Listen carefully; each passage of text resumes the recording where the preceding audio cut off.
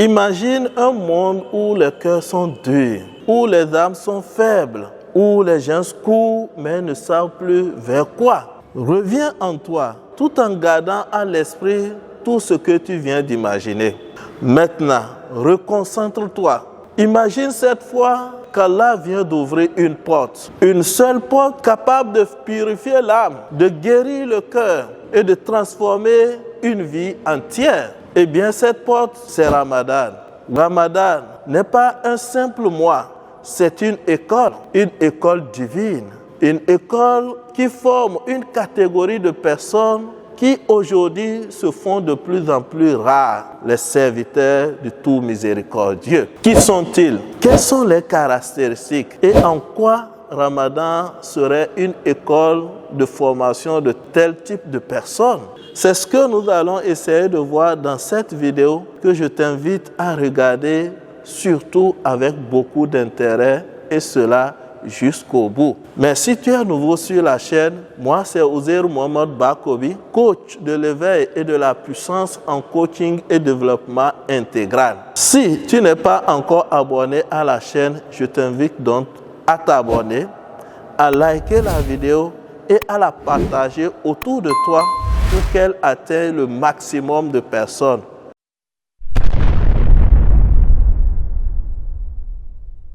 Qui sont les serviteurs du tout miséricordieux?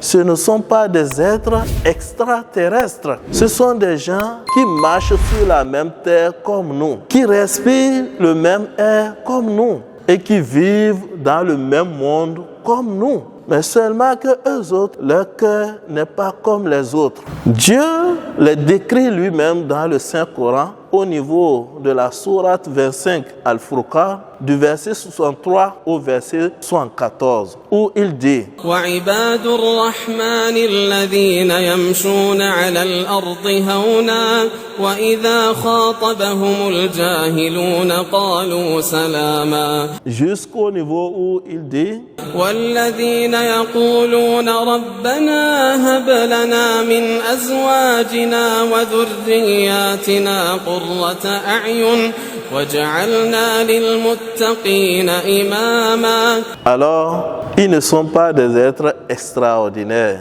mais c'est des gens qui se sont transformés.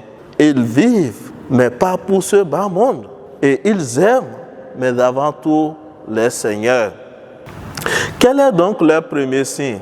Eh bien, leur premier signe, c'est l'humilité, comme cela a été dit dans le Saint-Coran. Ils marchent doucement sur la terre parce qu'ils savent qu'ils viennent de poussière et ils retourneront à la poussière. Quand on les attaque, ils ne répondent pas par la colère. Et quand les ignorants les provoquent, les insultent et se moquent d'eux, ils répondent par la paix.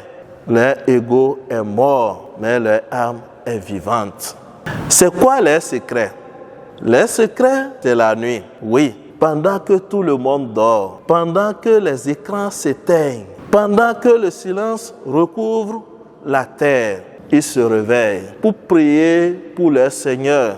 Leur front touche le sol, leurs larmes coulent le long de leurs joues et personne ne les voit, sauf celui pour qui ils le font.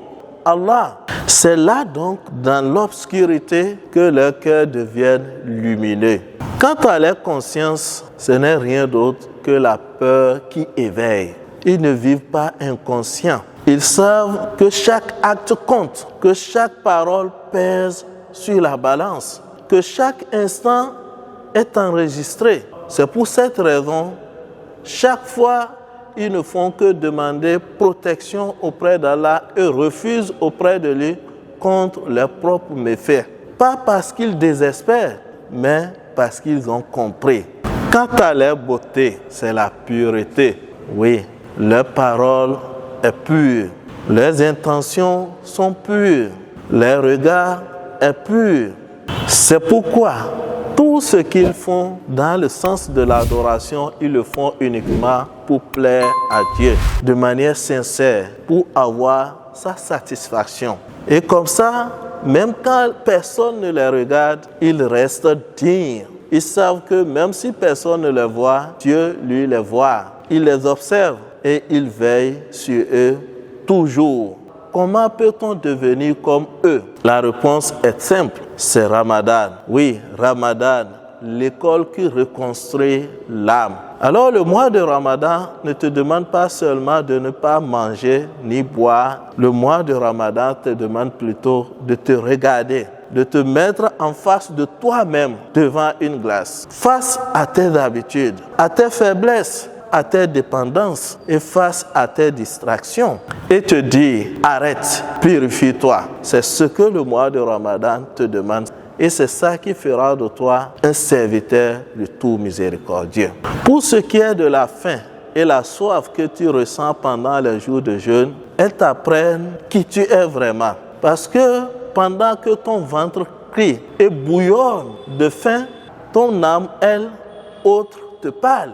Et tu réalises ta fragilité, tu réalises ta dépendance et tu réalises que tu n'es pas maître de ton propre être. Là, ton ego tombe pour laisser place à l'humilité. Et le silence que tu observes pendant tes jours de jeûne se révèle comme un moyen de purification de ton cœur. Parce qu'en état de jeûne, tu contrôles tes paroles, tu surveilles ta colère et tu maîtrises tes regards. Tu ne te bats plus contre quelqu'un, tu te bats contre toi-même parce que tu as compris une chose, une parole du prophète Mohammed, paix et bénédiction de Dieu sur lui, qui dit « Si le jeûne d'une personne ne peut l'empêcher de mentir, de vociférer et de tenir des paroles frivoles, Dieu n'a nul besoin qu'il renonce de manger ou de boire. » Pour tout simplement dire que le jeûne ne se résume pas seulement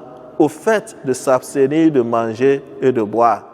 Le jeûne, c'est aussi garder sa langue, préserver ses regards. Le jeûne, c'est aussi la maîtrise de soi. Et c'est ce que les serviteurs du tout miséricordieux ont comme qualité pour être élus à ce rang-là. Et la nuit, elle ôte, te rapproche davantage d'Allah. Au milieu de la nuit, pendant que tout le monde dort, toi tu te réveilles. Tu es fatigué, tu as sommeil, mais malgré ça, tu restes présent. Tu n'abandonnes pas. Tu continues de prier jusqu'à ce que tu ressentes quelque chose d'indescriptible. Oui, la paix intérieure, la proximité avec Allah et la douceur du cœur. Bref, ce qu'on appelle as-sakina. Et tout se passe comme si ton âme a enfin retrouvé sa maison. Tu es en quiétude totale. Quant au don que tu pratiques pendant le mois de Ramadan, il élargit ton cœur parce que tu observes les pauvres, tu ressens leur faim, tu comprends leur douleur. Et en ce moment, le fait de donner n'est plus un problème pour toi. Tu donnes sans même penser. Et quand tu donnes, ton cœur guérit de l'attachement aux biens matériels de ce bas monde. Qu'est-ce que cela est beau! Donc Ramadan, ce n'est pas un mois qui vient changer le calendrier. Non, c'est un mois qui vient transformer le cœur. Il transforme les impulsifs en des patients, les cœurs durs en des cœurs doux, les distraits en conscients et les faibles en disciplinés.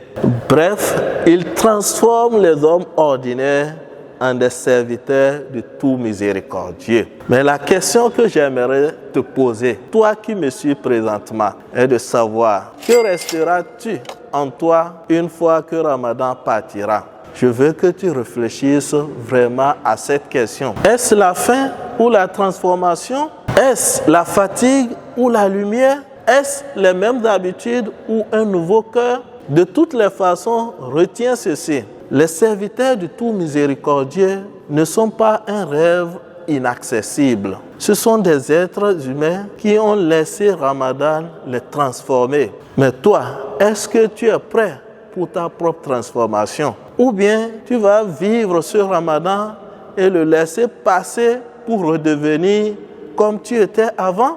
Alors, si ton cœur ressent quelque chose avec cette vidéo, si vraiment tu veux transformer ton âme et changer pour devenir comme eux, écris en commentaire « Ya Allah, transforme mon cœur. Et partage cette vidéo pour qu'elle atteigne le maximum de personnes. Peut-être qu'il y a des gens qui en ont besoin pour amorcer leur propre transformation. Et comme toujours, agissez, car vous serez payés pour ce que vous faites et non pour ce que vous connaissez. À très bientôt et bonne continuation du jeûne du mois de Ramadan.